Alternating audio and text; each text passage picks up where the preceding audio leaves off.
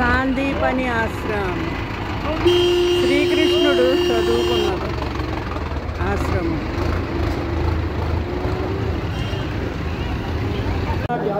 ఉజ్జయినిలోని మహాకాళేశ్వర్ జ్యోతిర్లింగానికి 4 కిలోమీటర్ల దూరంలో ఈ సాందీపని ముని ఆశ్రమం ఉంది.